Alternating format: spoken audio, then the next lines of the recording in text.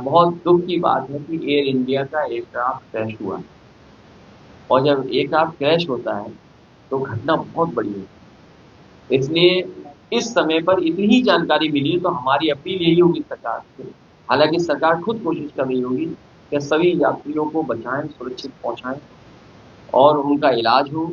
और हमारी भगवान से ये प्रार्थना है कि अगर इतना बड़ा एक्सीडेंट हुआ है तो किसी की जान न गई। वैसे हालांकि उनके बहुत से एक्सपर्ट लोग हैं बीजेपी के पास, बहुत पढ़े लिखे लोग हैं, बहुत बुद्धिजीवी लोग हैं, बहुत जागरूक लोग हैं। न केवल इतिहास को वो जानते हैं, साइंस और जो वॉर टेक्नोलॉजी है या वॉर जो होते हैं उसके बारे में बहुत अच्छी नॉलेज है। लेकिन सिंदूर से तो हमें यही समझ में आ रहा है कि भारतीय जनता पार्टी जो गली गली मोहल्ले मोहल्ले निकली, वो जनता से अपने सिन दूर करने के लिए बात कह रही है।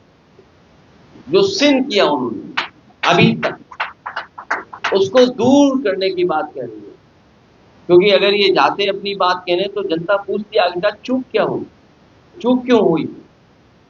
तो ये जो इनका प्रोग्राम है, अपना सिन दूर करने का कार्यक्रम है इनका। जो सिन किए इन्होंने उसको दूर करने के लिए ये घर घर गांव गांव जाकर के माफी मांग। मुझे खुशी है इस बात की कि आज जो सेंसस के बारे में कहा गया कि टेक्नोलॉजी और तमाम सुविधाओं के साथ और नए तरह की जो टेक्नोलॉजी उसका इस्तेमाल कर करके 9 महीने में कास्ट सेंसस हो जाएगा, सेंसस हो जाएगा।